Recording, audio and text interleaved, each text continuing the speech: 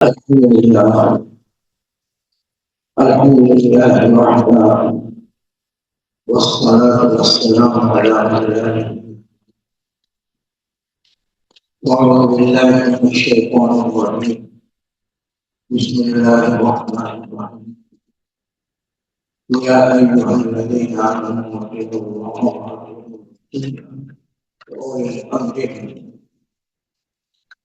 وإن تنازعتم في شيء فردوه إلى الله والرسول إن كنتم تؤمنون بالله واليوم الآخر ذلك خير وأحسن تأويلا.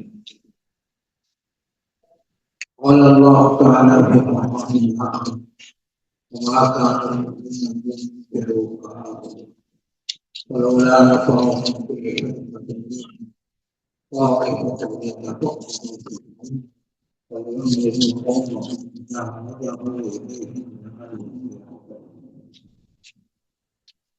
قال النبي صلى الله عليه وسلم من ترك طريقا من الكفر علما سهل الله له طريقا من الجنة أو كما قال عليه الصلاة والسلام. میرے ساتھیوں اور دوستوں، اللہ کے نظام نے دنیا میں بھیجا ایک مقصد کے لیے بھیجا، اور وہ مقصد یہی ہے کہ اللہ اور اس کے رسول کی مان کے ذریعے اور اپنی زندگی اللہ رسول کے حکموں کے مطابق گزارے۔ عام طور پر اللہ نے جو قرآن کے نہایت تلاوت کی ہے اس میں ایسی بات کا حکم دیا ہے کہ ایمان والو اللہ کی اطاعت کرو، اس کے رسول کی اطاعت کرو اور ان الامر کی اطاعت کرو، اور اس کے بعد فرمایا کہ اگر تمہارا اختلاف ہو جائے کسی مسئلے میں، اس مسئلے کو اللہ رسول کی طرف لوٹا دو۔ اگر تمہارا اللہ اور آخرت پر ایمان ہے اس مسئلے کو اللہ رسول کی طرف لوٹا دو، اور اللہ رسول کے لوٹانے پر جو بات تمہاری عقل اور سمجھ میں آئے اس پر عمل کرو۔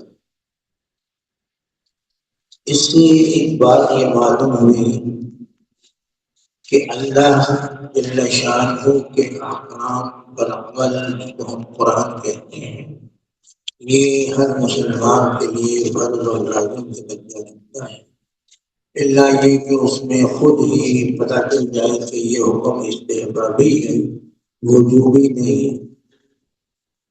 اور اس کے بعد اللہ کے رسول صلی اللہ علیہ وسلم کی سنتیں ہیں جس کو واقعہ اور رسول کے تعبیر کیا ہے، ان کو ماننا اس میں بھی بعض چیزیں واجب کے درجے میں ہیں، بعض سنت کے درجے میں ہیں، بعض سننے فوائد ہیں، بعض سننے ہوتا ہے، تو اس پر عمل کیا جاتا ہے۔ اور اس کے بعد جیسا درجہ ہوگا ویسے ہی عمل سننے ہوتا پر عمل جو ہے وجوب کے درجے میں آ جائے گا، اور سننے فوائد پر عمل جو ہے وہ مستحب کے درجے میں آ جائے گا۔ اس کے بعد تیسرا پھر یہ کہ الامر جو ہے ان کی بات ماننا اور ان کے حکم پر چلنا، لیکن وہ حکم اللہ رسول کے حکم کے ماتحت ہو تو پھر اس پر عمل کیا جائے گا، اگر اللہ رسول کے حکم کے ماتحت نہ ہو اس کے پر عمل نہیں کیا جائے گا۔ اب یہ الامر کون ہے، اس کے بارے میں علماء کے بہت سے اقوال ہیں، لیکن امام مالک رحمۃ اللہ علیہ فرماتے ہیں کہ الامر سے مراد فقہاء اور علماء۔ تو اس سے معلوم یہ ہوا کہ اللہ رسول کے بعد جن کی بات مانی جائے گی وہ فقہاء اور علماء ہوں گے، ان کی بات مانی جائے گی اور ان کی بات پر عمل کیا جائے گا۔ اس سے یہ معلوم ہوا کہ فقہاء کی بات پر عمل کرنا قرآن و حدیث کے متصادم نہیں ہے، بلکہ اللہ رسول کے حکم کے ماتحت ہے۔ جب ماتحت ہو گیا تو اب یہ کہنا کہ فقہ قرآن کے متضاد ہے، قرآن کے مخالف ہے یا سنت کے مخالف ہے، یہ کہنا بے وقوفی کے علاوہ کچھ، کیونکہ اللہ نے خود یہ حکم دیا ہے۔ آج بعض لوگ یہ کہتے ہیں معاذ اللہ کہ فقہا کو تم رسول کا درجہ دیتے ہو اور گویا تم شرک کرتے ہو۔ ایک جماعت ایسی ہے تو یہ بات کہتی ہے کہ اولو الامر کی فقہا اور علماء کی بات پر ماننا، ان کی بات پر عمل کرنا یا ان کا حکم ماننا، یہ معاذ اللہ ان کو رسول کا درجہ دینا ہے۔ تم رسول کا درجہ ان کو دیتے ہو اور اس لیے گویا یہ شرک ہے۔ یہ بات کہنے والے آج بہت لوگ ہیں، لیکن اللہ نے ان کی عقل پر پردہ ڈال دیا ہے، ورنہ ہم نے یہ بات کہہ دی ہے کہ امام ابو حنیفہ کی فقہ ہمارے نزدیک اقرب الصواب ہے اور احتمال خطا موجود ہے، اور امام شافعی رحمۃ اللہ علیہ کی فقہ جو ہے اس میں زیادہ اقرب الخطا ہے اور ثواب کا بھی احتمال ہے کہ احتمال ثواب بھی ہے اس میں۔ اس لیے اگر ہم ان کو رسول کا درجہ دیتے تو کبھی بھی یہ نہ کہتے کہ ہماری فقہ اقرب الصواب ہے اور احتمال خطا موجود ہے۔ رسول کی بات میں کبھی بھی احتمال خطا نہیں ہوا تھا۔ رسول کی بات کو ماننا یہ ضروری ہوتا ہے کہ رسول کی بات کو مانا جائے اور اس پر عمل کیا جائے، اس میں کبھی بھی احتمال خطا نہیں ہوتا۔ لیکن امام کی بات میں ہم یہ کہتے ہیں کہ اقرب الصواب ہے لیکن احتمال خطا ہے، یعنی غلطی ہو سکتی ہے۔ بہت سی باتوں میں امام حنیفہ کے قول کو نہیں لیا، بلکہ امام محمد کے قول پر فتویٰ ہے، کہیں امام ابو یوسف کے قول پر فتویٰ ہے، بلکہ بعض مسائل میں تو امام ظفر کے قول پر فتویٰ ہے۔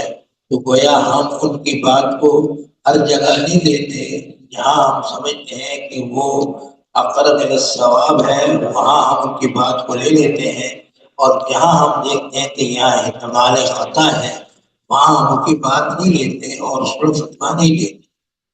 اس لیے ہر جگہ اگر ہر بات پر ہم امام ابو حنیفہ کی بات کو لیتے ہیں تو پھر آپ یہ بات کہہ سکتے تھے، اعتراض کیا جا سکتا تھا کہ تم اس کو رسول کا درجہ دیتے ہو، ہم تو ان کے احتمال خطا کے قائل، اور یہ احتمال خطا کا قائل ہونا ہی یہ بات بتلاتا ہے کہ معاذ اللہ ہم ان کو رسول کا درجہ نہیں دیتے۔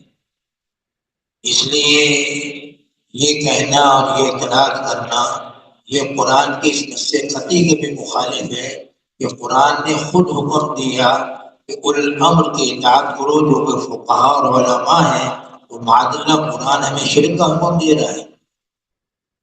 اللہ کا قرآن ہمیں شرک کا حکم کیسے دے سکتا ہے؟ اس لیے جب اللہ نے ہمیں خود یہ کہا کہ تم اولو الامر کی بات لے لیا کرو، یعنی فقہا کی بات لے لیا کرو اور فقہا کی بات پر عمل کر لیا کرو، اللہ نے اس کی، لیکن یہاں اطیعوا اللہ کا لفظ لے کے آئے، تو اطیعوا الرسول میں اطیعوا الرسول کا حکم لے کے آئے، لیکن اولو الامر میں اطیعوا کا لفظ نہیں ذکر کیا، بلکہ اولو الامر منکم۔ یہ خود دلیل ہے کہ اللہ رسول کی اطاعت کے ماتحت ان کا حکم لیا جائے گا۔ اگر اللہ رسول کی اطاعت کے ماتحت نہ ہوگا تو ان کا حکم نہیں لیا جائے گا، اور الحمدللہ ہمارے نزدیک انہوں نے کوئی ایسا حکم نہیں دیا جو اللہ رسول کی اطاعت کے مخالف۔ اب آگے فقہ خود قرآن نے بیان کی ہے۔ اب جب قرآن فقہ کی ذکر خود کر رہا ہے ان آیتوں کے بعد، اس سے پتہ ہمیں چل گیا کہ فقہ قرآن کے متصادم نہیں ہے، اللہ کے رسول کا متصادم نہیں ہے، ورنہ اللہ کبھی بھی فقہ کی طرف اشارہ نہ فرمائے۔ تو یہاں فرمایا فَإِن تَنَازَعْتُمْ فِي شَيْءٍ، اگر تمہارا اختلاف ہو جائے کسی چیز میں، اللہ رسول کی تو بات ماننی ہے، اس کے امر کی بات ماننی ہے، لیکن بعض دفعہ امر کے بعد میں تمہارا اختلاف ہو سکتا ہے، تم کچھ سمجھ رہے ہو، بات دوسری ہے، ایک کچھ کہتا ہے دوسرے کی عقل کچھ کہتی ہے، تو اس وقت حکم ہمیں نے دیا کہ اگر تمہارا اختلاف ہو جائے تو تم فردوہ الی اللہ والرسول، اللہ رسول کی بات کی طرف اس امر کی بات کو لوٹا دو۔ جب اس بات کو اس کی طرف لوٹاؤ گے تو تمہیں کوئی نہ کوئی بات ایسی مل جائے گی اللہ کی کتاب میں یا اللہ کے رسول کے امر میں، کوئی ایسی بات مل جائے گی جو تمہارے فی مسئلے کے قریب ہو، جس کو ہم عام طور پر مقیس علیہ کہتے ہیں۔ یعنی وہ جب بات مقیس جو ہے جس میں تمہارا اختلاف ہے، وہ جب تمہارا اختلاف ہے تو اس میں تم جو ہے یہ کرو کہ اللہ رسول کی بات کو ایک منٹ، تو اس میں یہ عرض کیا جا رہا تھا کہ جب تمہارا اختلاف ہو جائے تو اس بات کو اللہ رسول کی طرف لوٹا دو۔ اب خود اس سے بات یہ سمجھ میں آ گئی کہ اختلاف تبھی ہوگا جب قرآن میں بھی وہ حکم واضح طور پر موجود نہیں ہوگا، اللہ کے رسول کی حدیث میں بھی حکم واضح طور پر موجود نہیں ہوگا، تب جا کے اختلاف ہوگا، ورنہ اگر صاف واضح طور پر وہاں حکم موجود ہوتا تو اختلاف ہوتا، کبھی بھی اختلاف نہ ہوتا۔ تو جب ہمیں کیا کیا رسول اللہ کے رسول کے اللہ کی اطاعت کرو، اللہ کے رسول کی اطاعت کرو، اب خود بخود اس سے بات سمجھ میں آ گئی، اختلاف اسی وقت ہوگا جب مسئلہ واضح طور پر قرآن و حدیث میں موجود نہیں۔ اب کیا کریں؟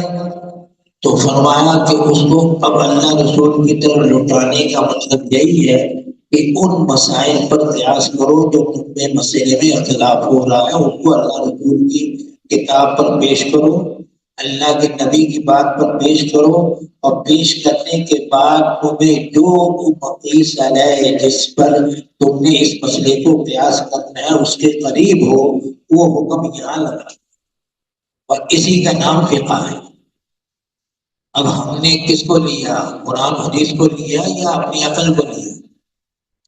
اب ہم نے قرآن و حدیث کو لیا نا، جب ہم نے بات اس کو اللہ رسول کی طرف لوٹائی ہے اور وہاں مقیس علیہ تلاش کیا ہے، اور مقیس علیہ تلاش کر کے ہم نے وہاں حکم وہی لگا دیا جس میں اختلاف ہو رہا تھا، تو ہم نے در حقیقت اللہ رسول کی بات کو لیا ہے، اپنی عقل کو نہیں لی۔ تو اسی کو فقہ کہتے ہیں۔ اب یہ کہنا کہ فقہ قرآن و حدیث کے متصادم ہے، یہ بے وقوفی کے علاوہ کچھ نہیں، یہ بے وقوفی ہے۔ اللہ جل شانہ ان لوگوں کو ہدایت دے جو اس طرح کی باتیں کرتے ہیں اور معاذ اللہ ہم پر الزام لگاتے ہیں کہ تم جو ہو قرآن کو بھی چھوڑتے ہو، حدیث کو بھی چھوڑتے ہو، تم اپنی عقل اور اصحاب رائے کہا جاتا ہے ہمیں کہ جی اصحاب رائے ہیں، یہ اصحاب حدیث نہیں۔ حالانکہ اصحاب رائے جو ہے امام مالک کو بھی لوگوں نے اصحاب رائے کہا۔ اصحاب رائے کا مطلب ہرگز نہیں کہ حدیث و قرآن کو چھوڑ کر اپنی رائے پر عمل کرتے ہیں۔ اصحاب رائے کا مطلب یہی ہے کہ قرآن و حدیث پر غور کر کر وہ رائے کو طے کرتے ہیں، اپنی عقل سے قرآن و حدیث کا مطلب جو ہے اس کو لیتے ہیں۔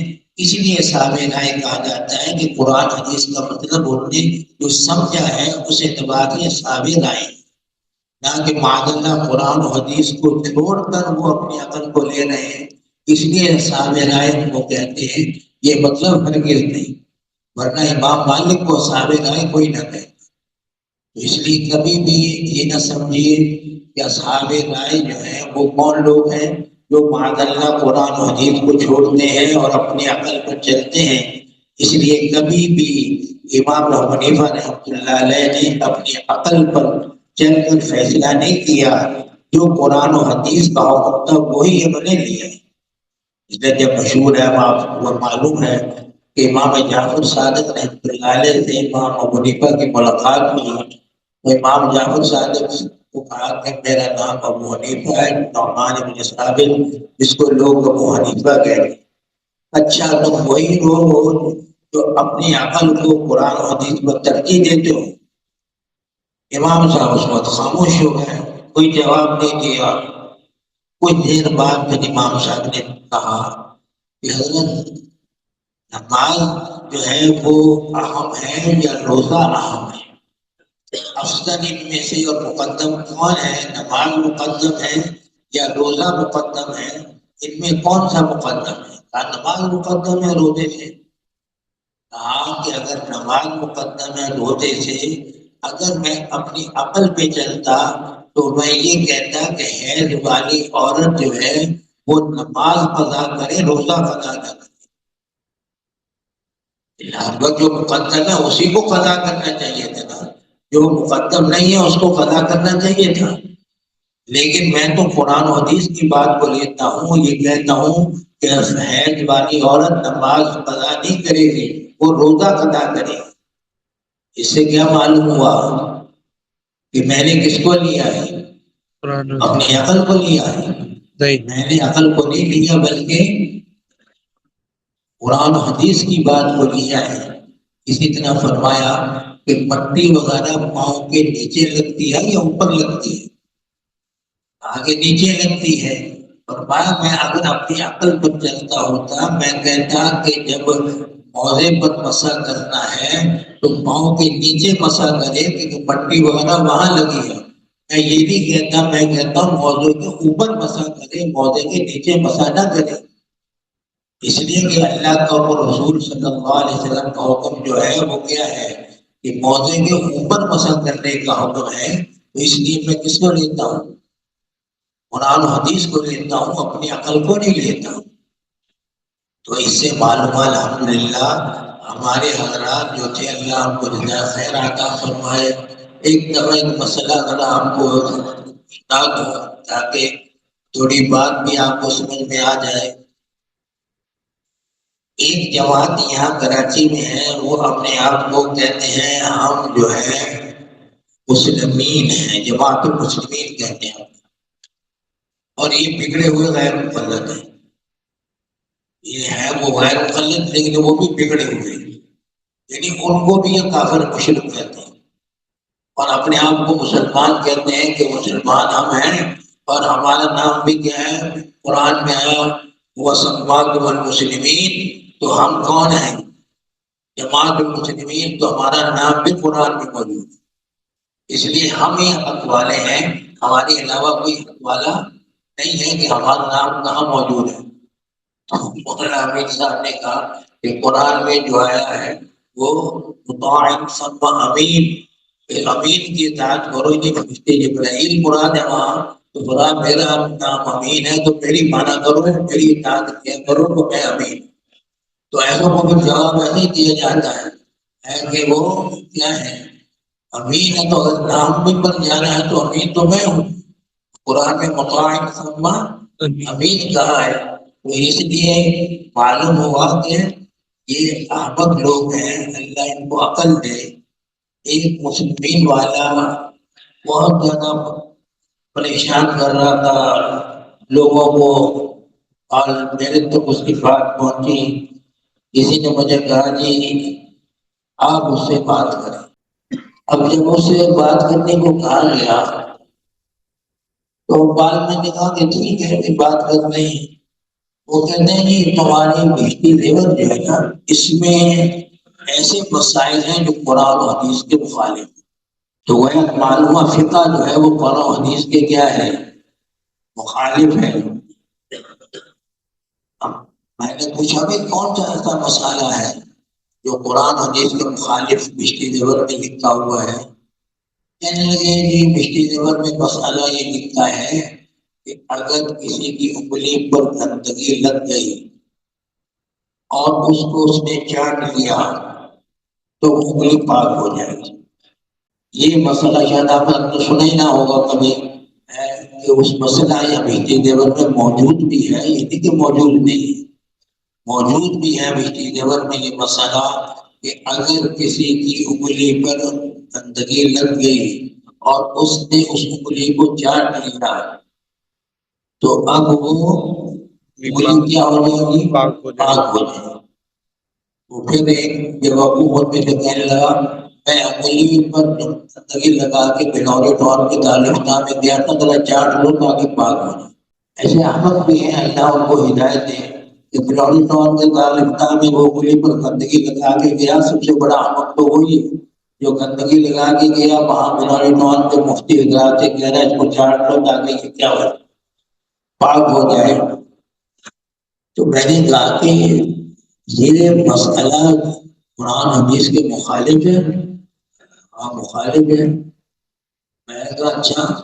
میں نے کہا حدیث میں آتا ہے اللہ کے نبی صلی اللہ علیہ وسلم وضو فرما رہے تھے ایک بلی وہاں سے گزری اور جب بلی وہاں سے گزری تو حضور صلی اللہ علیہ وسلم جس وضو کے لوٹے سے وضو فرما رہے تھے آپ صلی اللہ علیہ وسلم نے وہ لوٹا اس کے سامنے کر دیا جھکا دیا تاکہ وہ پانی پی لے.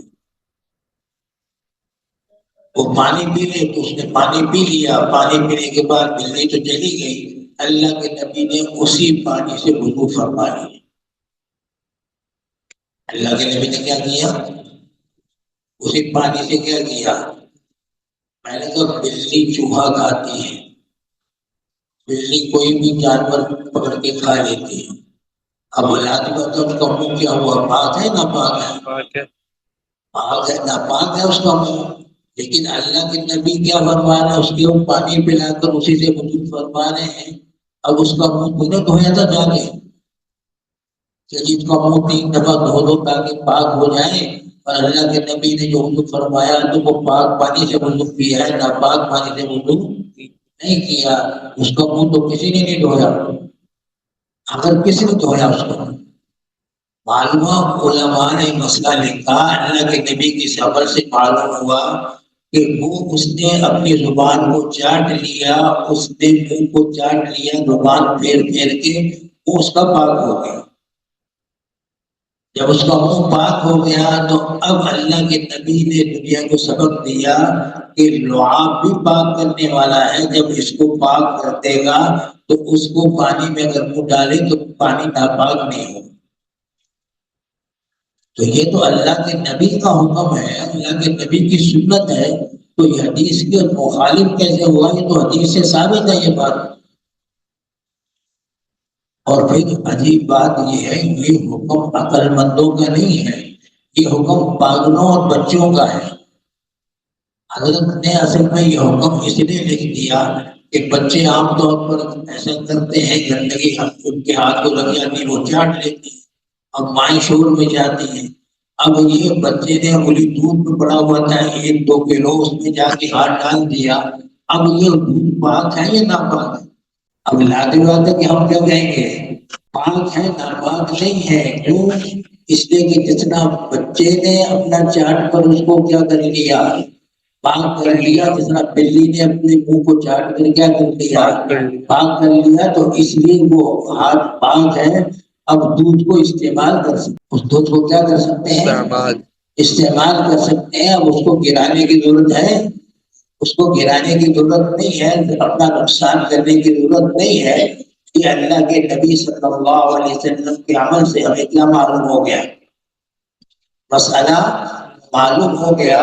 اس لیے اللہ معاف فرمائے. اس سے قرآن و حدیث میں یہ جو لوگ غور نہیں کرتے مجھے کہتا منطق نہ چلاؤ جی. میں نے کہا منطق کیا؟ میں تو حدیث بیان کر رہا ہوں تو مجھ کو منطق کہہ رہے ہو. یا تم حدیث کو منطق کہو گے تو شرم نہیں آتی، تمہارا ایمان باقی رہے گا. تو اب اس کے بعد جواب تو تھا نہیں. تو اس لیے معلوم ہوا الحمدللہ جو بھی ہمارے حضرات حکم دیتے ہیں وہ اللہ کے نبی کی کسی نہ کسی بات سے ثابت ہوتا ہے. اب یہ ان کو عقل میں نہیں آتا تو ہم پر یہ کیا کرتے ہیں اعتراض کرتے ہیں کہ یہ حکم جو ہے قرآن و حدیث کے کیا ہے مخالف ہے. اب طوفان نے مسئلہ لکھ دیا.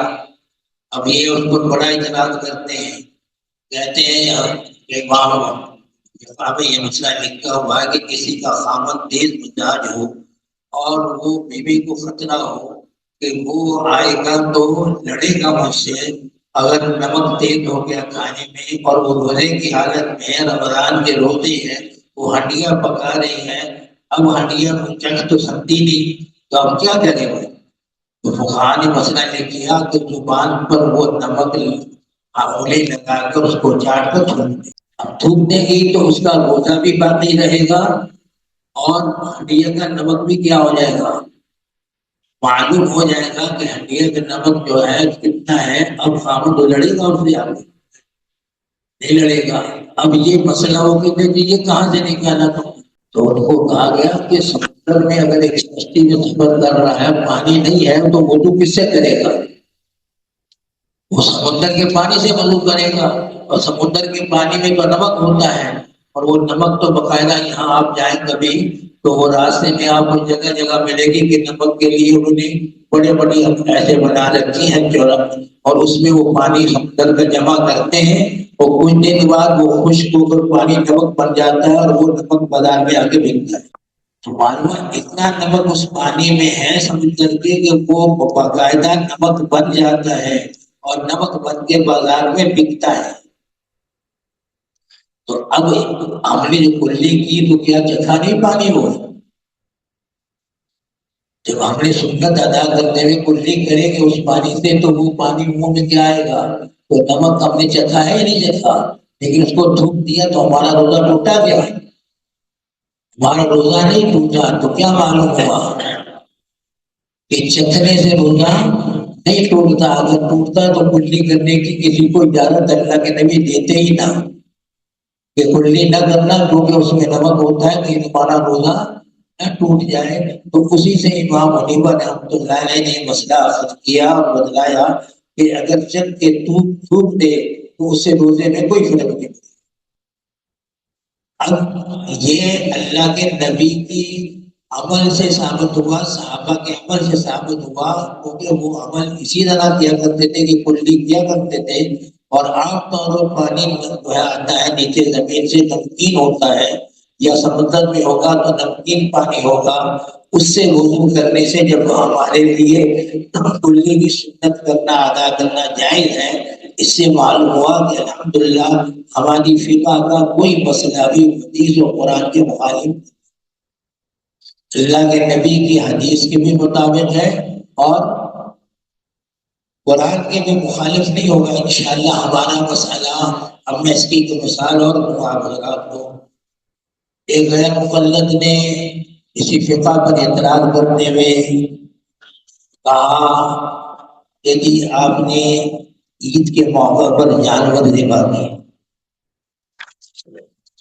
جانور کھائے تھے ذبح کیا، اب اس کے اندر سے بچہ نکل آیا۔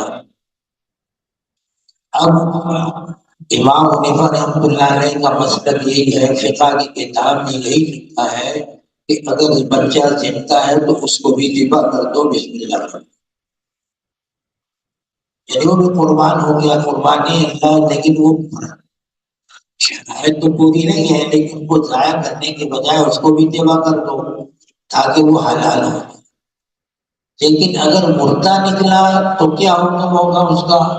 تو کہاں مردہ نکلا تو قرآن نے یہ کہا انما حرم علیکم المیتۃ، میتہ اور مردار حرام ہے تو وہ حرام ہوگا اس کو کھانے سے۔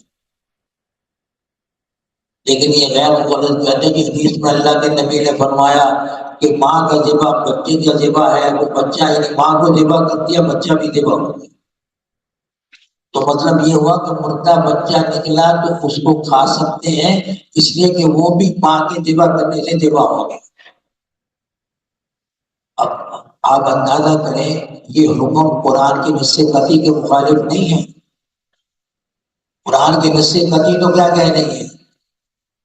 مردار کیا ہے؟ حرام ہے۔ جب مردار حرام ہے قرآن کی نص قطعی میں یہ بتلا رہی ہے تو اس لیے اب ہم اس کو حرام کو حلال کہیں اور یہ کہیں کہ جو ماں کی ذبح کرنے سے وہ بھی ذبح ہو گیا، کہ اللہ کے نبی نے کیا کہہ دیا؟ الفاظ بعض مطلب کاف موجود ہے، بعض جگہ کاف موجود نہیں ہے۔ اصل ہم کہتے ہیں کہ جہاں کاف موجود نہیں ہے وہاں یہ مطلب ہرگز نہیں کہ ماں کا ذبح اس کا ذبح ہے، بلکہ مطلب یہی ہے کہ جتنا ماں کو ذبح کر کیا ہے اسی طرح اس بچے کو بھی ذبح کرو. تو ذبح کب کریں گے؟ جب زندہ ہوگا اس وقت کریں گے، جب مردہ ہوگا تو ذبح کریں گے. جب زندہ ہوگا تو ذبح کریں گے، مردہ ہوگا تو اس کو ذبح کریں گے. تو اس سے معلوم کیا ہوا کہ الحمدللہ امام حنیفہ رحمۃ اللہ علیہ کا مسلک یہ ہے کہ سب سے پہلے قرآن کو دیکھ، اور قرآن کو دیکھ کر پھر جب مسئلہ اس سے ثابت ہو جائے تو پھر قرآن جو ہے سب سے مقدم. اب اللہ کے نبی کی حدیث اگر اس قرآن کی کہیں مخالف آ گئی ہے تو اس مخالف نہیں ہے، دونوں کو جوڑ دو. جب جوڑ دو گے دونوں کو تو پھر کیا ہوگا؟ اسی کا نام فقہ ہے کہ قرآن حدیث دونوں کو جمع کر کے ہم دونوں پر عمل کرتے ہیں. اب اس کی مثال دیکھیے. اب مثال اس کی یہ ہے، قرآن حدیث میں آیا ہے کہ بھی نماز میں تحلیل ہوا تسلیم و تحریم ہوا تکبیر. یہ نماز کو حرام کرنے والی چیز تکبیر ہے اور حلال کرنے والی چیز کیا ہے؟ سلام ہے.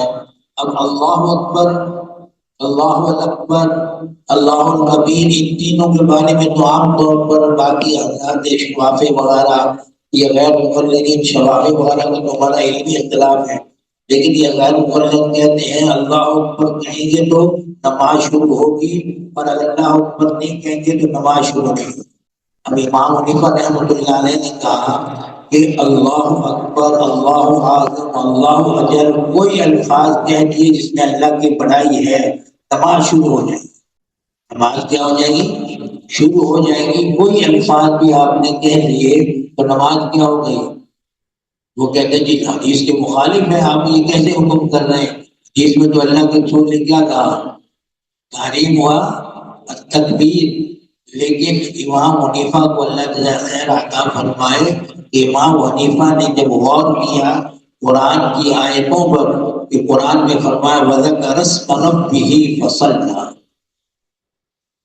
اپنے رب کا نام لیا بس نماز پڑھی. اور تاخیر بال وسط کے لیے آتی ہے، یعنی اللہ کا نام لے کر فوراً نماز شروع کر دی. تو اس سے اللہ نے کیا لگائی قید تکبیر کی؟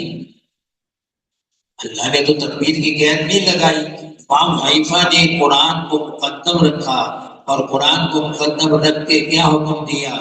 کوئی بھی اللہ کی عظمت والا نام لے لیا تو نماز کیا ہو جائے گی؟ فرض شروع ہو جائے گا، نماز شروع ہو جائے گی، فرض ادا ہو جائے گا.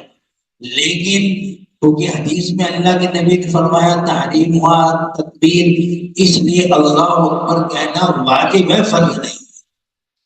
تو معلوم ہوا کہ سب سے مقدم کس کو رکھا؟ قرآن کو مقدم رکھا ہے، اللہ کے نبی کی حدیث کو دوسرے درجے پر رکھا ہے، کیونکہ قرآن کے مقابلے میں حدیث کا دوسرا ہی درجہ ہے. تو اس لیے امام حنیفہ رحمۃ اللہ علیہ نے الحمدللہ کوئی ایسا کام کیا جو قرآن حدیث کے مخالف ہے، بلکہ قرآن پر بھی عمل کیا ہے، حدیث پر بھی عمل کیا ہے. تم نے قرآن کو چھوڑ کر حدیث پر عمل کیا ہے، تو قرآن کو چھوڑ کر حدیث پر عمل کرنے میں کہتے ہو کہ آپ اہل حق ہیں، تو اہل حق تم کیسے بن گئے؟ تم نے تو قرآن کو چھوڑ دیا، اللہ کے قرآن کے حکم کو بعد اللہ تم نے کہا غلط کہہ دیا، اور اللہ کے حکم پر تم نے کہہ دیا کہ یہ نماز ہی نہیں ہوگی اس کی، تو تم کون کہنے والے ہو؟ اللہ تو کہہ رہے ہیں کہ اللہ کا نام لے کر نماز شروع کی تو نماز ہو جائے گی. تو اللہ جل شانہ تو یہ فرما رہے ہیں، اور تم کیا کہہ رہے ہو اللہ کے مقابلے میں کہ جن نہیں نماز شروع نہیں ہوگی. تو اللہ کے حکم کی نافرمانی کر کے تم تو اپنے آپ کو تو اہل حق کہہ رہے ہو، اور ہم جو الحمدللہ اہل حق ہیں، اور ہمیں کیا کہتے ہیں؟ یہ معاذ اللہ ہمیں مشرک کہتے ہیں، کبھی کافر کہتے ہیں. بعض سب ایک جیسے نہیں ہیں، لیکن بعض ان کے ہم کو مشرک اور کافر کر کہتے ہیں. اور یہ کہتے ہیں کہ جی یہ لوگ جو ہے نا معاذ اللہ اللہ جل شانہ کی بات کو، رسول صلی اللہ علیہ وسلم کی بات کو نہیں مانتے، فقہ کو مانتے ہیں. فقہ کو مان کر گویا فقہ کو ترجیح دیتے ہیں. فقہ قرآن و حدیث کے خلاصے کا نام ہے، اس کے ثمرہ کا نام ہے، اور اس کے علاوہ کچھ نہیں. یعنی امام حنیفہ رحمۃ اللہ علیہ یا جتنے بھی ہمارے امام حق والے ہیں الحمدللہ ہم سب کو یہی کہتے ہیں کہ ہمارا فقہ اقرب الصواب احتمال خطا ہے، ان کا اقرب الخطا احتمال ثواب۔ چاروں ائمہ کے بارے میں ہمارا عقیدہ یہی ہے۔ سمجھ آ گئی بات؟ اب ایک مسلمین والا مجھے کہنے لگا ایک دفعہ، کہنے لگا کہ عیسیٰ علیہ السلام کہاں اترے گے؟ میں نے کہا شام دمشق کی جامع مسجد کے مشرقی کنارے پر لگے حدیث میں آتا ہے، اب اس پر کہتا تھا، کہنے لگا وہاں تو حنفی کوئی ہے نہیں، وہاں تو سارے مالکی ہیں۔ اب سارے مالکی ہیں، معلوم ہوا کہ فقہ حنفی والی نماز نہیں پڑھے گی۔ کون سی نماز نہیں پڑھیں گے؟ فقہ حنفی والی نماز نہیں پڑھیں گے، اور کوئی نماز پڑھے تو پڑھیں، فقہ حنفی والی نماز نہیں پڑھیں گے۔ تو مالکی ہیں تو کون سی نماز پڑھیں گے؟ مالکیوں والی نماز پڑھیں گے، ہاتھ کھلا چھوڑ دیں گے، باندھیں گے نہیں، یا اور بھی جو اختلاف امام مالک کا ہم سے ہے، تو اس کو ذکر کر کے کہنے لگا کہ کیا معلوم ہوا کہ وہاں نماز حنفی ہرگز نہیں ہوگی۔ میں نے کہا ٹھیک ہے کوئی حرج نہیں، لیکن الحمدللہ ہمارے نزدیک چاروں امام برحق ہیں، کوئی بھی نماز پڑھے ہمارے نزدیک نماز ہو جائے گی۔ اس لیے ہم مدینہ پاک میں جاتے ہیں، ہم بلی لوگ ہیں اکثر، تو ہم نمازوں کے پیچھے پڑھتے ہیں تو نماز ہماری ہوتی ہی نہیں ہوتی۔ تو معلوم کوئی بھی نماز پڑھے ہمارے نزدیک تو کیا ہے، لیکن تمہارا وجود تو کراچی کے علاوہ پاکستان میں کہیں ہے ہی نہیں، تو تمہارا وجود تو صرف کراچی کی حد تک ہے، باقی کہیں تمہارا وجود نہیں ہے، تو تمہاری نماز تو وہ پڑھتے نہیں، باقی ہماری جو بھی پڑھے الحمدللہ ہم اکبر ہیں، کیونکہ چاروں ہمارے نزدیک۔ تو اس لیے الحمدللہ ہمارے اوپر کوئی اعتراض نہیں ہوگا، اعتراض ہوگا تو کن پر ہوگا؟ ان پر ہوگا، ہم پر کوئی اعتراض نہیں ہوگا۔ تو اس لیے الحمدللہ کبھی بھی ان باتوں میں ان کے پیچھے نہ جائیں، وہ اس طرح کی باتیں کیا کرتے ہیں جن سے معلوم، بلکہ قرآن پاک نے تو جو فرمایا، یہ میں نے ابھی جو آیت پڑھی تھی دوسری، کہ جہاد میں جانے والے سارے جہاد میں نہ چلے جائیں، بلکہ ایک طائف تھا جہائی جماعت میں یتفقہوا فی الدین، تاکہ جو باقی رہ گئے فقہ حاصل، دین کی سمجھ حاصل کریں، اور پھر جب وہ جہاد والے واپس آئے وَلِيُنذِرُوا قَوْمَهُمْ، ان کو ڈرائیں، ان کو وہ فقہ جو سکھایا ان کو بتلائیں۔ تو یہاں اللہ کے قرآن نے تو ہمیں خود کیا حکم دیا ہے، جہاد میں سب نہ جائیں، بلکہ ایک جماعت کیا رہے، وہ مدینہ پاک میں رہے، اللہ کے نبی سے احادیث کو اور اس فقہ کو سیکھے، اور سیکھ کے واپس آنے والوں کو کیا کرے، يُنذِرُوا قَوْمَهُمْ إِذَا رَجَعُوا إِلَيْهِمْ لَعَلَّهُمْ يَحْذَرُونَ، تاکہ وہ بھی ڈر جائیں، ان کو بھی مسائل علم ہو جائے، وہ بھی اس پر عمل کریں۔ اس لیے ایک حدیث میں آتا ہے، ہوا یہ کہ حضرات گئے صحابہ جہاد میں، اب جہاد میں گئے تو وہاں ایک صحابی کے سر پہ زخم آ گیا۔ اب زخم آ گیا تو اللہ کی قدرت کہ رات کو احتلام بھی ان کو ہو گیا۔ اب احتلام ہو گیا تو صبح وہ ساتھیوں سے پوچھتے کہ اب مجھے غسل فرض ہو گیا، میں غسل کروں یا تیمم کروں؟ تو ساتھیوں نے ظاہر قرآن کو دیکھا کہ ظاہر قرآن میں عام طور پر اس وقت آیتیں نہیں اتری تھی، تو ظاہر قرآن میں غسل کا حکم ہے کہ غسل کرے آدمی جب ناپاک ہو، تو اس لیے ان صاحب نے کہا کہ غسل کرو، اس کے علاوہ کوئی صورت نہیں۔ اب وہ انہوں نے غسل کر لیا، اب غسل کیا، پانی زخم میں پڑا، ان کا انتقال ہو گیا، زخم خراب ہو گیا اس سے، اور ان کا انتقال ہو گیا۔ اللہ کے نبی صلی اللہ علیہ وسلم جو مدینہ منورہ میں تھے، جب یہ لشکر مدینہ منورہ پہنچا ہے، اللہ کے نبی کو بتلا، یا رسول اللہ اس طرح ایک ساتھی زخمی ہو گئے تھے، ہم نے ان کو کہا کہ غسل کرو، غسل فرض ہے، تو اس لیے انہوں نے غسل کیا تو ان کو موت آ گئی، پانی زخم میں پڑ گیا۔ اللہ کے نبی نے اتنے الفاظ سخت فرمائے، قاتلوہ قاتلہم اللہ، اللہ ان کا ناش کرے، اور نیک آدمی کو قتل کرے۔ اور پھر یہ بھی فرمایا کہ کیا کوئی اہل علم نہیں تھا وہاں، وہ ان کو مسئلہ بتلاتا کہ اس حالت میں جب تمہیں خطرہ ہو تو کیا کر لیتے، تیمم کر لیتے، تیمم کر کے کیا کرتے. تو اس لیے یعنی اللہ کے نبی نے ان کو دعا یہاں تک دی کہ قاتلوا قاتلهم اللہ، کہ اللہ اس کو انہوں نے قتل کر دیا، اللہ ان کا ناش کرے. اس سے کیا معلوم ہوا، جب علم نہ ہو فقہ کا پھر ہوتا یہی ہے کہ آدمی جو ہے ایسے بات کرتا ہے جس سے بعض دفعہ ایمان کو خطرہ ہو جاتا ہے اور بعض دفعہ عبادت کو خطرہ ہو جاتا ہے. فقہ کے بغیر نہ ایمان باقی رہتا ہے نہ عبادت باقی رہتی ہے. اس لیے دین کا فہم اور دین کا فقہ اور علم دین کو سیکھنا یہ لازمی ہے تاکہ ہماری ایمان بھی باقی رہے، ہماری جان بھی باقی رہے. اس لیے آخری بات کر کے بات ختم کرتا ہوں. دیکھیے ہمارے حضرت سے مولانا یحییٰ مدنی صاحب رحمۃ اللہ علیہ، اللہ ان کی قبر پر قرآن رحمت نازل فرمائے، وہ فرمانے لگے ایک دفعہ کہ جی شیطان نے اپنا دربار لیا ہے، دربار لگایا اور شیطان اور کیا کہ پانی پر دربار لگایا، کیونکہ ایک وقت تھا زمین تھی نہیں، پانی پانی تھا. تو اس نے اپنے جتنے ٹکڑے تھے، جتنے اس کے ماتحت جنات وغیرہ اس کے تھے اور جتنے شیاطین تھے ان کو بھیجا کہ جاؤ کچھ کام دکھا کے آؤ. اب سب گئے. اب جب یہ واپس آئے تو ان سب سے رپورٹ لے رہا ہے کہ کیا کام کر کے آئے ہو.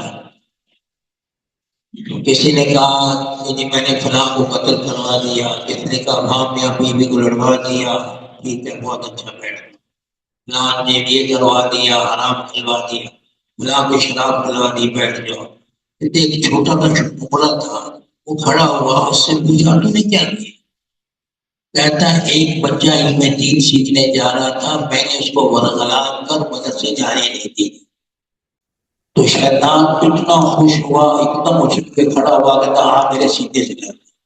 اب اس کو چموا چمٹا خوب اس کو سینے سے لگایا. اب یہ سارے شیاطین کہنے لگے کہ ہم نے اتنے بڑے بڑے کام کیے، قتل تک ہم نے کروا دیا، شراب تک ہم نے پلوا دی، اس نے کیا کام کیا؟ ان بچوں کو تو دین پڑھنے سے روک دیا، اس کو تو سینے سے لگا رہا ہے اور ہمیں پوچھ بھی نہیں رہا. تو اس کو کہنے لگے تم اس کو اتنا پیار کر رہے ہو، ہمیں تو تم نے کوئی اہمیت نہیں دی. تمہیں معلوم ہے نے کتنا بڑا کام کیا، آؤ میں تمہیں دکھاتا ہوں. اب کہتے سب شیاطین کو لے کے چلا، ایک عابد کے گھر پہنچا، دروازہ بجایا. وہ عابد باہر نکلا، عالم نہیں تھے، علم دین سیکھے ہوئے نہیں تھے، فقہ کو مناسبت نہیں تھی. ان کو کہنے لگا ایک مسئلہ پوچھنے آیا ہوں، ذرا مسئلہ بتلا دیں. چلیے کیا مسئلہ پوچھنا ہے؟ سوئی کا ناکا سوئی کا ناکا رہے، اونٹ رہے کہ اللہ اس کو سوئی کے ناکے سے نکال سکتا ہے؟ ایسا کیسے ہو سکتا ہے؟ سوئی کا ناکا ناکا رہے، اونٹ رہے، وہ سوئی کے ناکے سے کیسے گزر سکتا ہے؟ اللہ نہیں نکال سکتا. ٹھیک ہے اسلام ہے. باہر آ کے کہنے لگا یہ کافر ہو گیا، اس اللہ کی قدرت کا اس نے انکار کیا، یہ کافر ہو گیا. وہ اس کے پاس علم نہیں تھا، عابد تھا، اس لیے یہ کیا ہو گیا. اب آگے ایک عالم کے دروازے پر پہنچا، وہاں جا کے دقت کیا. پہلے تو انہیں ڈانٹا کہ یہ وقت ہے پوچھنے کا، سارا دن ہوتا ہے وہاں مسجد بیٹھے ہوتے ہیں، وہاں آگے کو نہیں پوچھتے. وقت ایسا تھا اچانک مسئلہ پیش آ گیا، یہ وہ. اچھا یہاں پوچھو کہ سوئی کا ناکا ناکا رہے اور سوئی ڈھونڈ رہے کہ اللہ اس میں سوئی کے ناکے سے ان کو نکال سکتے ہو. وہاں پر تو شیطان تو نہیں، اللہ 100 اونٹ نکال سکتے ہیں، ایک کی تو بات کر رہا ہے. کہنے لگا یہ دیکھو اس نے اپنا ایمان بچا لیا، میں اس لیے اس کو پیار کیا تھا کہ اس نے جس چیز سے اس کو روکا تھا وہ ایمان کو تباہ کرنے والی چیز، باقی رکھنے والی چیز تھی. اس لیے یہ اگر پڑھتا، علم دین حاصل کرتا، فقہ حاصل کرتا، اپنے ایمان کو محفوظ کر لیتا. اور وہ عابد عبادت بہت کر رہا ہے لیکن اپنا ایمان بچا نہیں سکا، اس لیے میں نے اس سے پیار کیا تھا. معلومہ الحمدللہ علم دین سیکھنے سے ہمارے ایمان معقول اور فقہ سیکھنے سے الحمدللہ ہمیں دین کی سمجھ آتی ہے، اور دین کی سمجھ آ کر ہم اللہ کے حکموں کو پر عمل کرتے ہیں قرآن و حدیث کی روشنی میں، اپنی عقل میں نہیں چلتے، کیونکہ ہمارے نزدیک فقہ جو ہے قرآن و حدیث ہی کا خلاصہ ہے، اور وہ حکم ہر ایک ہمارے نزدیک قرآن حدیث سے مستنبط ہوتا ہے۔ ایسا کوئی حکم جو قرآن حدیث سے مستنبط نہ ہو اس کو کبھی بھی ہم عمل میں نہیں لا سکتے۔ اس لیے فقہا نے الحمدللہ جو کچھ کیا ہے وہ سب کا سب کیا ہے، قرآن و حدیث ہی کی شرح ہے، کوئی اپنی طرف سے ان کی بات نہیں۔ جب قرآن و حدیث کا حکم ہے تو اب یہ کہنا ہم پر الزام لگانا کہ ہم معاذ اللہ کیا کرتے ہیں، قرآن و حدیث کو چھوڑتے ہیں اور فقہ اور رائے پر عمل کرتے ہیں، یہ الزام لگانا صحیح ہوگا ہم پر؟ کبھی بھی یہ الزام صحیح نہیں ہے۔ الحمدللہ ہم ہمیشہ قرآن و حدیث ہی پر عمل کرتے ہیں، لیکن اس کو ان فقہا کی روشنی پہ عمل کرتے ہیں جن فقہا نے قرآن و حدیث کو سمجھا۔ اس لیے مولانا تقی صاحب نے تقلید کی شرعی حیثیت کی کتاب لکھی ہے، اگر ہو سکے تو اس کا مطالعہ ضرور کرنا چاہیے۔ اور اس میں حضرت نے ایک عجیب واقعہ لکھا ہے، کہ میں بیٹھا ہوا تھا، ایک آدمی آیا اور آ کر اس نے کہا جی مجھے پھر گمان ہوتا ہے کہ میرا وضو ٹوٹ گیا، اب میں کیا کروں، بار بار مجھے ایسا ہوتا ہے کہ وضو ٹوٹ جاتا ہے۔ تو اس نے کہتا میرے پاس ایک غیر مخلص بیٹھا ہوا تھا، وہ میں تو ابھی جواب نہیں دیا، وہ یہ منہ پھٹ بھی ہوتے ہیں، تو میں نے تو ابھی جواب نہیں دیا تھا، وہ پہلے کہنے لگا جب تک آواز نہ آئے بدبو نہ آئے وضو نہیں ٹوٹتا۔ کیا کہنے لگا؟ جب تک یعنی بات کہتے ہیں نا جس کو بات نہ ہو آواز والا اس وقت تک، اور جب تک بدبو نہ ہو وضو نہیں ٹوٹتا، حدیث میں لکھا ہے۔ اللہ کے نبی نے کہا بھی ہے یہ بات صحیح ہے، اللہ کے نبی کی حدیث میں یہ بات موجود بھی ہے۔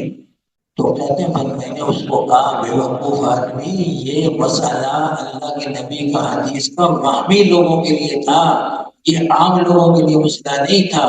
جس کو وضو ٹوٹنے کا یقین ہو اس کو وضو ہی کرنا ہوگا، آواز آئے نہ آئے، بدبو آئے یا نہ آئے، اس کا وضو ٹوٹ گیا۔ یہ اللہ کے نبی نے وہمی لوگوں کا علاج بتلایا تھا کہ وہمی لوگ جو ہوتے ہیں جن کو بار بار وہاں ہوتا ہے، وہ بار بار وضو کر کر نہ کھاتے ہیں، تو وہ جب تک آواز نہ سن رہے یا وضو نہ آ جائے تو وہ وضو نہ کرے۔ اب یہ حدیث صحیح ہے لیکن سمجھنے میں کتنا فرق ہو گیا۔ ایک نے بے وضوئی نمازیں خود کو پڑھوانا شروع کر دی، اور ایک نے یہ بتلایا کہ نہیں تمہارا حکم الگ ہے اور ان لوگوں کا حکم الگ ہے جن کو وہم اور فکر کی بیماری۔ تو یہ الحمدللہ فقہ نام اسی کا ہے کہ قرآن و حدیث کو صحیح سمجھا جائے، اور وہ الحمدللہ یہ باتیں بہت تھیں، لیکن اللہ جل شانہ ہمیں قرآن و حدیث کی صحیح سمجھ عطا فرمائے، اور یہ دین ملتی ہے ان جن کو اللہ نے ساری زندگیاں اسلام میں لگانے کی توفیق دی ہے۔ الحمدللہ ہم نے پڑھ تو لیا ہے، لیکن اس میں تفاقر حاصل کرنے کے لیے، اس میں پورے طور پر دین کی سمجھ ہمیں آ جائے، ایسے لوگوں کی صحبت اختیار کیجیے جو لوگ ساری زندگی اس کام کو کرتے ہیں کہ قرآن و حدیث میں غور کر کر مسئلے کا استنباط کر کر ہمیں مسئلہ بتلاتے ہیں۔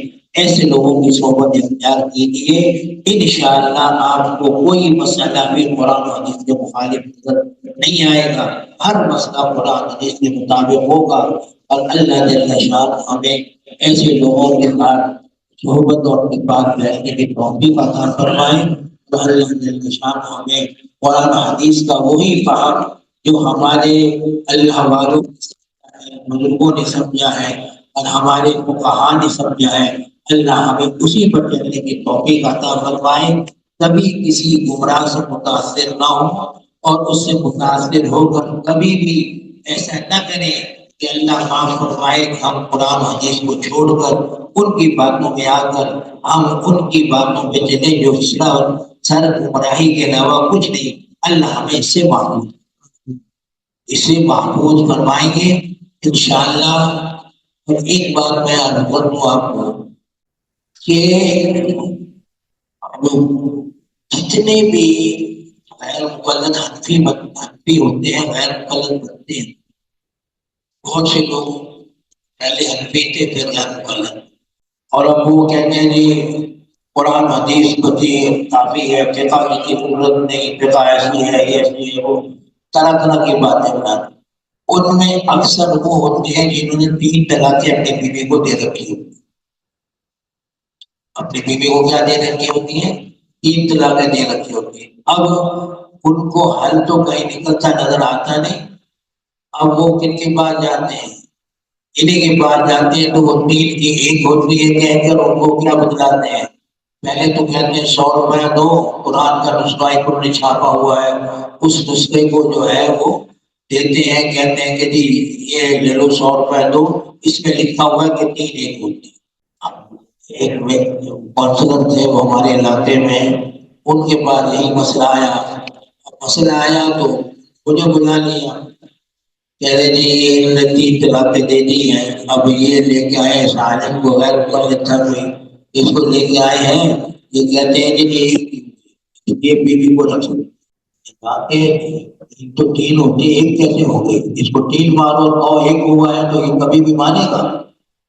3 ڈنڈے مارو کسی کو کر کے کیا مارا میں نے؟ 1 ہی ڈنڈا مارا ہے تو یہ مانے گا کبھی؟ تو میں یہی کہے گا جی 3 مارے ہیں، مجھے جھوٹ بولتا ہے یہ تمہاری، جب 3 طلاقیں دی ہیں تو 3 ہی ہوگی، 1 کیسے ہو گئی؟ اور پھر کہتا جی طلاق مرتان پہ انسان معروف تسریح میں احسان لا الا لكم تعفون ما اتيتم لكن لا يخاف الله يدخلكم الله يخلق حدود الله بلا بناء لما في تلك حدود فإن طلقها فلا تحل له من بعد حتى تنكح زوجا تو اللہ نے کہا طلاق مرتان مرتين بعد مرتين، طلاق ایک کے بعد طلاق ہوتی ہے، کٹی نہیں ہوا کرتی، اس لیے طلاق یعنی یہاں اللہ کا مطلب یہی ہے طلاق مرتن بعد مرتن، دو 3 کٹھی ایک ساتھ نہیں ہوتی، تو یہ مرتن بعد مرتن نہیں تھی، اس لیے کیا ہوئی؟ 1 ہی ہوئی 3۔ میں نے کہا اللہ نے یہاں 2 طلاقوں کو تو ذکر کیا اور پھر 3ری طلاق کے بارے میں یہ کہا فَإِن طَلَّقَهَا، اور فاء تاکید مال وصل کے لیے آتی ہے، مطلب ہوا 2 طلاقوں کے بعد فوری 3ری طلاق دے دی تو اب فلا تحل له من بعد حتى تنكح زوجا غيره، جب تک کہ وہ کیا نہ کر لے، کسی اور سے نکاح نہ کر لے، اس وقت تک وہ اس سے حلال ہوگی۔ قرآن نے تو فا استعمال کیا، ثم طلقا، قرآن کہتا تاکہ پتہ تاخیر زمانے کے لیے ہو جاتا، ایک بعد میں ایک طلاق دے دی، ایک دور کے بعد اسی دور میں طلاق دے دی، تو یہ تو قرآن نے تو فہم طلقا جو تعقیب مال وصل کے لیے آتا ہے اس کو ذکر کیا ہے، تو معلومہ فوری 3ری طلاق دے دے تب بھی 3ری طلاق ہو، جب 3ری طلاق ہو گئی تو اللہ نے حکم کیا لگایا لا تحل له من بعد حتى تنكح زوجا غيره، جیسے معلوم ہوا کہ 3 ہی ہوتی ہے، 1 نہیں ہوتی، اور اب وہ ان کو راستہ کوئی نہیں ملتا تو ان کے بعد جا کر وہ سے فتویٰ لیتے ہیں کہ یہ 1 طلاق ہوئی ہے، بیوی کو گھر میں رکھتے ہیں، ساری عمر بدکاری کرتے ہیں، اور پھر کہتے ہیں جی ہم تو قرآن حدیث نہیں دی، حنفی تو سارے قرآن حدیث کے مخالف ہیں، ہم تو اہل حدیث ہیں، حدیث پر عمل کر رہے ہیں، اور مسجد میں آگے لمبی سی آمین کہیں گے اور رفع یدین کریں گے بتلانے کے لیے کہ بی بی بچا کے آیا، تو معلوم ہوا کہ یہ کیا ہوائے نفسانی ہے، مسئلہ نہیں، یہ کیا ہے، کس کو بچایا ہے؟ بی بی کو بچایا ہے۔ اور قرآن نے کیا کہا ہے؟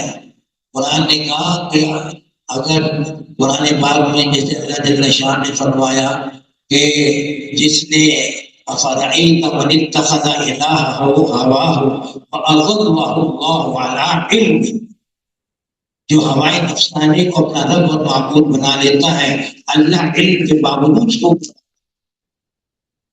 اس لیے کبھی ہوائے نفسانی کو اپنا مقصد نہ بنانا، اللہ رسول کی بات کو ہمیشہ طے رکھنا، مقدم رکھنا فقہا کی اعلیٰ کی روشنی میں، تو انشاءاللہ کبھی بھی گمراہ نہیں ہوں گے، ورنہ یہ علم بھی گمراہ انسان کو کر دیتا ہے۔